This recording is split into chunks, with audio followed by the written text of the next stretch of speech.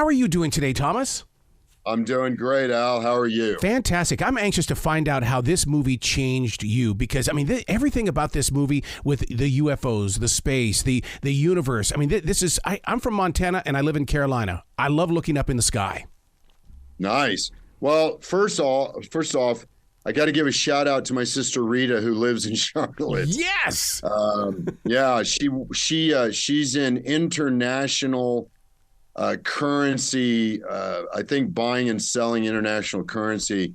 I think she works for Comerica, but I'm not sure. Wow. But I'm giving a shout out to her, not Comerica.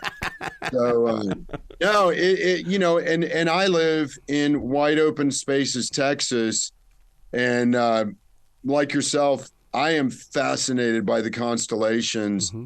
And so when I first read the script, that was one of the things that really jumped out at me is that he is looking to communicate in some, organic way with, extraterrestrial life, but it's a deflection of not being able to deal with any human sort of, surroundings. And then whenever his daughter shows up after not seeing her for 12 years, she kind of forces him to not only reconnect, but he has to, they kind of have to, a forced examination of all the reasons that, he's looking skyward and not inward or not toward, not her word.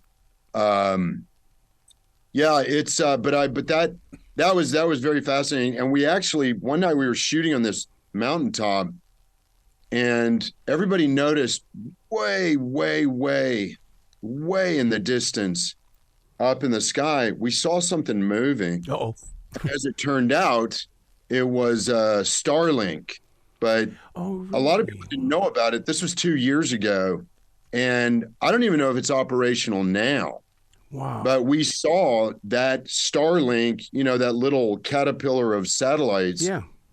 And it was crazy that we were up on the top of a mountain in Oregon shooting a movie about trying to connect with ET, with ET life. And we saw, I don't know, I think somebody told me that thing is like, it circles the globe at something like, somebody told me like 90,000 feet or something, or no, 60 miles. Wow. I think it's 60 miles above the earth, but you could see it. Have you seen it? I've seen the International Space Center, which blew me away when it flew over us because it was like, oh my God, it really does exist. But I don't think that's as far. Is that as far up?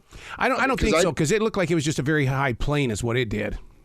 Yeah, because I think the satellites have to be pretty far above the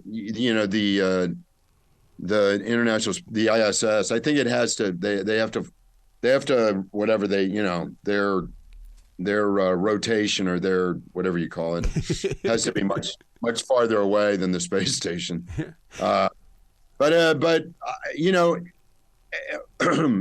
movie that's thematically what it is. I mean, if you saw the trailer or if you saw the picture, it's trying to connect whenever you feel like you have either no obligation or you have no facility to connect emotionally. Yeah, that's really what it is. Well, when he's single-mindedly described as being deteriorating mind, what I see in that is that he's connecting up with the outside world, but at the same time his daughter is connecting his heart. And I'm so jealous of that story between he and the daughter, because I mean there's so many of us that wish we could have had that connection with our father where we sat down and really started digging in. Absolutely. And we had about 9 months during the pandemic, and if there was a silver lining, God bless anyone who, was stricken at the worst of COVID, but God bless them for their recovery, hopeful recovery.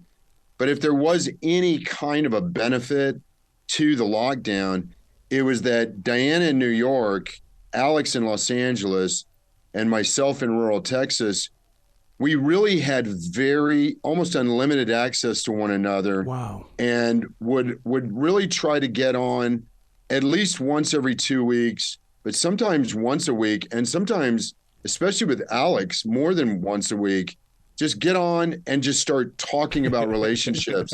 Dianna with her father, Alex with his, me with mine, but then also my relationship with my daughters, one of whom is a college freshman. And so, my daughters are quite a bit younger than Dianna, but still Dianna is young enough to where there is that, there's a spatial sort of father-daughter chronology. Yeah. And so, but it really helped that we had like this 9 months run up to essentially just really digest and thoroughly discuss and rehearse before we landed in Oregon in May of 21. And we spent, it seems like it was like a month or 5 weeks or something like that. Wow. Thomas, you've got to come back to this show in the future where we have more than 5 minutes together, because I really want to hear your story. I love where you're going with your acting and how you just continue to grow with it, sir. Oh, thank you. Well, you be brilliant today, okay, sir? Okay, thank you so much.